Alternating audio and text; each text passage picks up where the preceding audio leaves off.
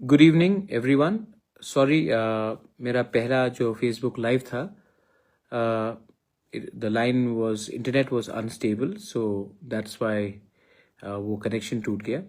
Anyway, good evening सबको, नमस्कार। And this is festive season. ये अब दिवाली ख़त्म हुआ है, पूजाज ख़त्म हुआ है, अब और एक फेस्टिव सीज़न आ रहा है। आने वाले दिन में मौसम भी अच्छा रहेगा और मैं पूरे त्रिपुरा के लोगों को, सबको मेरे दिल से, तहे दिल से I want to wish everyone कि आप खुश रहे और एक दूसरे के संग भाईचारा मेंटेन करके रखें। एंड मैं आप सबको विश करना चाहता हूँ। पिछले एक महीने से बहुत चीज़ त्रिपुरा में हो रहा है और उस विषय में और क्या क्या डेवलपमेंट्स है उस विषय में मैं आपसे थोड़ा सा आपको इन्फॉर्म करना चाह रहा था कि what is going to be what is been happening in the last 1 month और आने वाले दिन में क्या होगा। क्योंकि मुझे लगता है कि कभी कभी कुछ कुछ मीडियाज़ सच्चाई नहीं दिखाते हैं, कुछ कुछ मीडियाज़ गलत चीज़ बोलते हैं। तो मुझे लगता है कि सबसे अच्छा चीज़ है कि आप डायरेक्टली सोशल मीडिया के थ्रू अपने लोगों के साथ कम्युनिकेट करें। जो मुझे पसंद करते हैं वो भी समझेंगे और जो हमें नापसंद भी करते हैं उनको भी मालूम पड़ेगा कि हम क्या करना चाह रहे हैं और हम किसी के खिलाफ नहीं हैं। एनीवे, चिबाई टू एवरीवन। बहुत लोग इतने दिन से अपेक्षा कर रहे थे और मैंने मीडिया में भी बहुत चीज़ सुना है और देखा है। सबसे पहले जो वायलेंस हुआ कमलपुर में, शांतिर बाजार एरिया में, वो मुझे भी बहुत ख़राब लगा, मुझे बहुत दुख लगा। इसमें तिपरा मौथा का ये बंद नहीं था, सब जानते हैं, लेकिन तभी भी कुछ कुछ लोगों ने ये गलत अफवाह फैलाने की कोशिश की। मैं कभी भी वायलेंस के पक्ष में नहीं हूँ और वायलेंस जब भी होता है तो उसमें तिपरासा हो, बंगाली हो, हिंदू हो, मुसलमान हो, क्रिश्चियन हो, वायलेंस में सिर्फ गरीबों का नुकसान होता है। मैंने आज तक वायलेंस में किसी अमीर का घर जलते हुए नहीं देखा, कोई अमीर को पिटते हुए नहीं देखा। कौन मार खाता है? मार खाता है जिसके पास कोई सिक्योरिटी नहीं है, कोई प्रोटेक्शन नहीं है। तो मैं वायलेंस के खिलाफ हूँ और वायलेंस होने से नुकसान हमारा राज्य का होता है और हमारे लोगों का होता है। तो ये मैं पहले से ही बोलना चाहता हूँ कि ये बात बहुत क्लियर है कि मैं वायलेंस के पक्ष में नहीं हूँ और होना भी नहीं चाहिए। दूसरा बात है, मैंने सोशल मीडिया में देखा है, कहीं में लिखा गया है कि हमारे चीफ मिनिस्टर मानिक शाह बांग्लादेश के सिटीजन हैं, कहीं में लिखा गया है कि रंजीत बांग्लादेश का सिटीजन है, हमारा जो एमएलए है।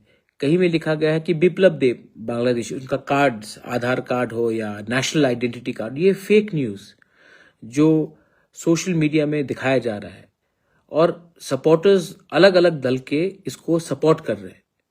मैं सबको बोलना चाहता हूँ कि ऐसा जो रिपोर्टिंग होता है उससे नुकसान हम सबका होता है। आपने बिप्लब देव को बांग्लादेशी बोलकर उनका नेशनल आइडेंटिटी कार्ड छपवा दिया, या फिर आपने रंजीत का नाम लिख दिया कि वो बांग्लादेशी है।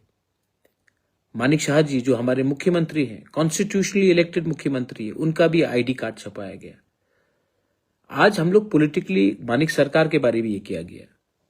आज पॉलिटिकली हम लोग एक दूसरे के संग हो सकते हैं, एक दूसरे के खिलाफ हो सकते हैं, लेकिन इसका ये मतलब नहीं है कि हम पर्सनल होकर किसी को ऐसे तरीके से अटैक करें।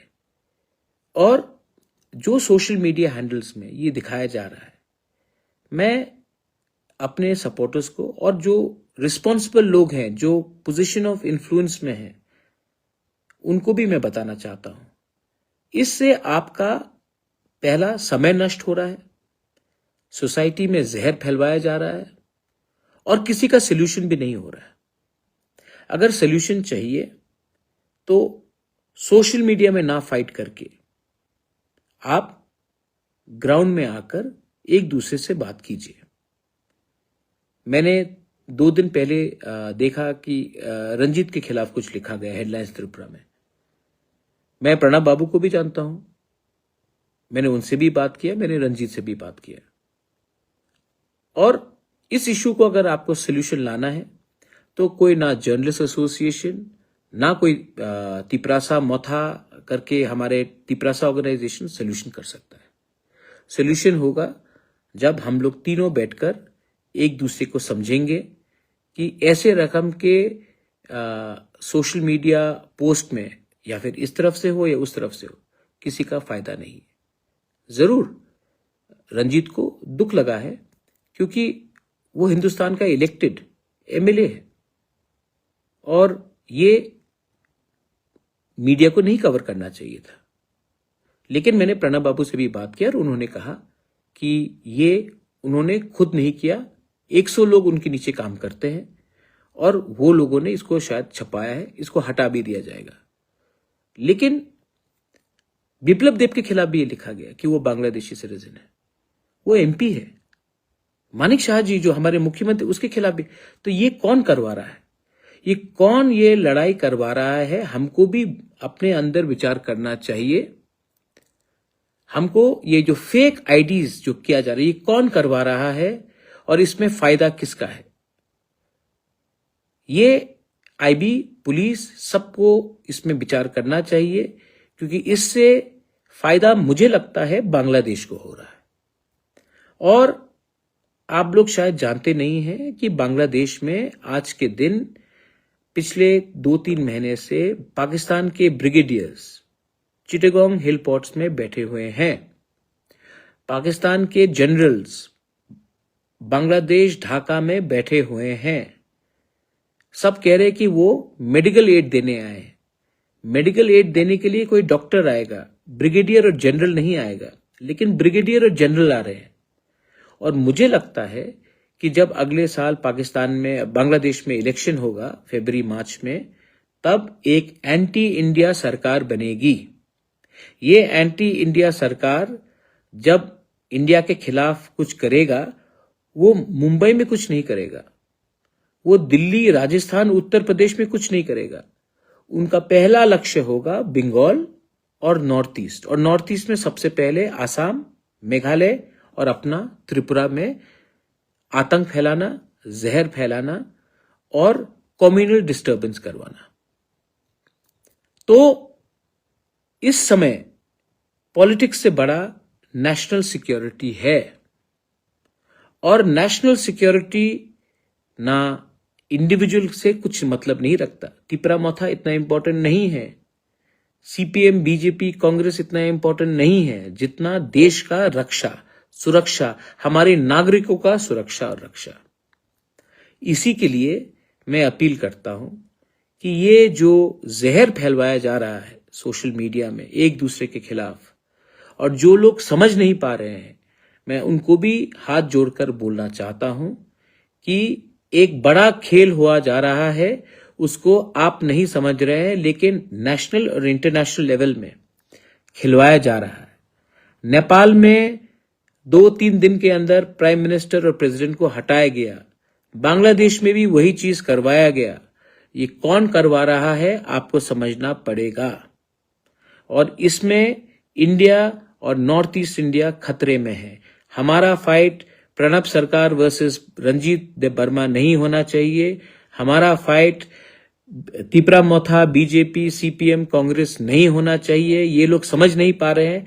हमारा फाइट होना चाहिए कि हम लोग हाथ मिलाकर बांग्लादेश के जो जहर हमारे घर में फैलवाएगा उसके अगेंस्ट होना चाहिए।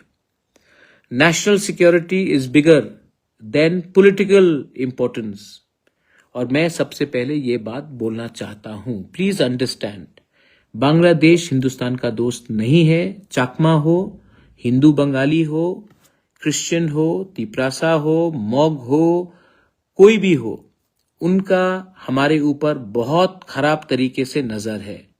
आपने देखा होगा 3 दिन पहले मोहम्मद यूनुस ने एक किताब पाकिस्तान के जनरल को दिया, उसमें पूरा मैप नॉर्थ ईस्ट का, बांग्लादेश का एक अटूट अंग दिखा के दिखाया गया, और ये कोई मामूली इंसान नहीं दे रहा है। ये मोहम्मद यूनुस, पाकिस्तान का जो हेड है, वो पाकिस्तान के जनरल को एक किताब दिखा रहा है, वो एक मैसेज भेज रहा है हमको, और हम लोग आज भी एक दूसरे के खिलाफ लड़ रहे हैं, असली दुश्मन को नहीं हम लोग पकड़ रहे हैं। तो मैं प्लीज रिक्वेस्ट करता हूं कि ये बात को समझिए। सेकंड बात, ये बात क्लियर है तो मैं सेकंड बात में जाता हूं। सेकंड बात, आने वाले दिन में हम नॉर्थ ईस्ट के जो भी रीजनल पार्टीज हैं, मैं सबसे बात कर रहा हूं, और आने वाले दिन में मैंने मीडिया में देखा है कि पार्टी बनेगा, अलायंस होगा, प्लेटफॉर्म होगा। ये ऐसा जो भी होगा, ये मैं अनाउंस अपने दोस्तों के साथ, मेघालय से, नागालैंड से, अरुणाचल प्रदेश से, दिमासा हसाओ से, मणिपुर से, सबसे, मिजोरम से, सबसे बैठकर बात करके हम लोग अनाउंसमेंट करेंगे। लेकिन अगर नॉर्थ ईस्ट के लोगों को दिल्ली सीरियसली लेगा, वो तब लेगा जब हम एक दूसरे के बीच में फाइट ना करें और पॉलिटिकली भी एक आवाज में अपने लोगों के हित के बारे बात करें। Otherwise we are divided, Mizoram gets nothing, Dimasa Hasao gets nothing, Bodoland gets nothing, Tripura gets nothing, Meghalaya, we get nothing. But if you can come together, अगर एक जेन्यून एकता होगा, थानसा होगा, तो हम लोग एक होकर एक आवाज में एटलीस्ट 10 प्रॉब्लम से 5 प्रॉब्लम का तो सॉल्व हम करें। और दिल्ली को भी हमें, कांग्रेस हो या बीजेपी हो, वो दोनों पार्टी हमें सीरियसली लेगा जब हमारे पास ताकत, शक्ति और हम एक आवाज से बात करेंगे। इनके इंटरेस्ट में नहीं है कि हम यूनाइट हो, क्योंकि अगर हम लोग यूनाइट नहीं होंगे तो ये हमको बांट कर राजनीति करेंगे। हमको ऐसा राजनीति नहीं चाहिए जिसमें हमारे बच्चे लोगों का भविष्य को कुछ फ्यूचर ना हो। तो आने वाले 3 से 4 दिन के अंदर हम लोग मिलेंगे और एक अनाउंसमेंट होगा। तब तक मीडिया कुछ भी बोले, आप वही सुनेंगे जब हम लोग कैमरा के सामने आकर बात करेंगे। लेकिन नॉर्थ ईस्ट का एक अलायंस होगा, एक नया जरिया निकलेगा जिससे the people of north east will unite and Tripura will be not behind. और उसमें तिपरा मोथा पार्टी का बहुत बड़ा रोल होगा, ये मैं आपको बोलने वाला हूं। अलग से फाइट करोगे तो नहीं जीतोगे, टीम होकर फाइट करोगे, टीम नॉर्थ ईस्ट होकर फाइट करोगे तो वी कैन ऑल विन।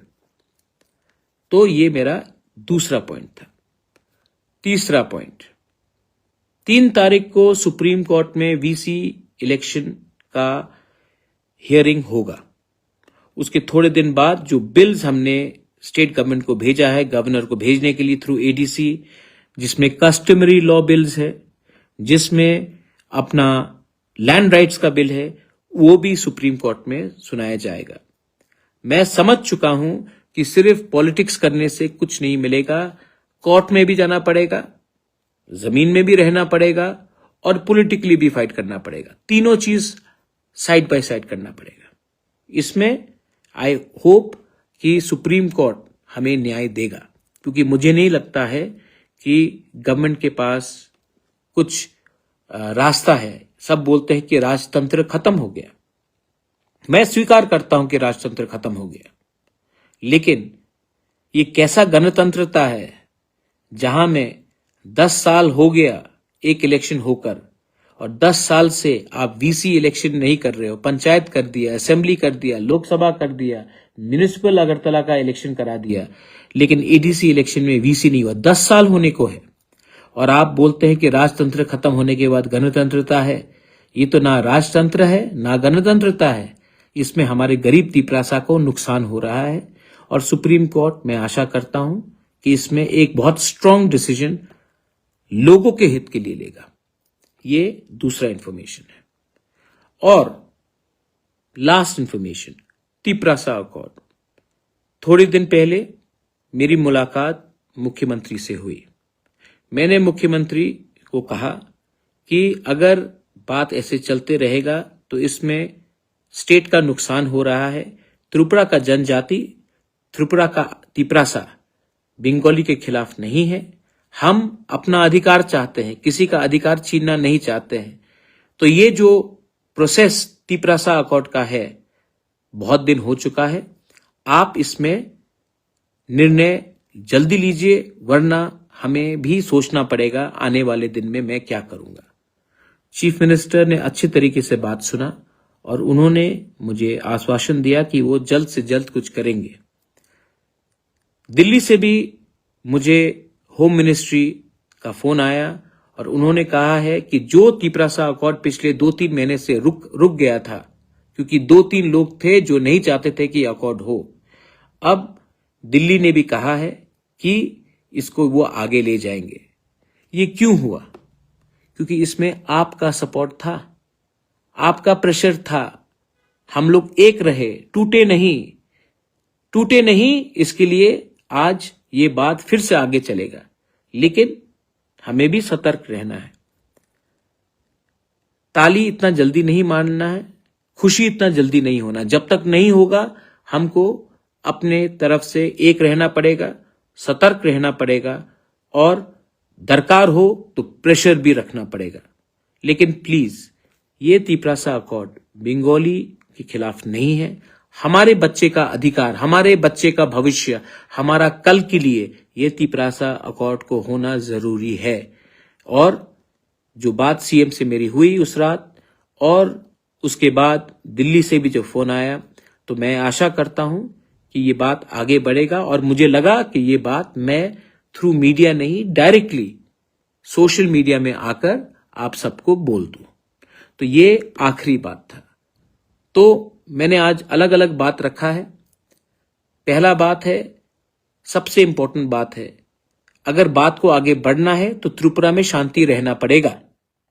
शांति मतलब सिर्फ दंगा नहीं, सिर्फ शांति का ये मतलब नहीं है कि सोशल मीडिया में फेक अकाउंट्स में रंजीत को अटैक किया जाए कि वो बांग्लादेशी है, या बिप्लब देब को अटैक किया जाए, या मानिक शाह को, या किसी और को, जितेंद्र चौधरी को भी नहीं अटैक किया जाना चाहिए।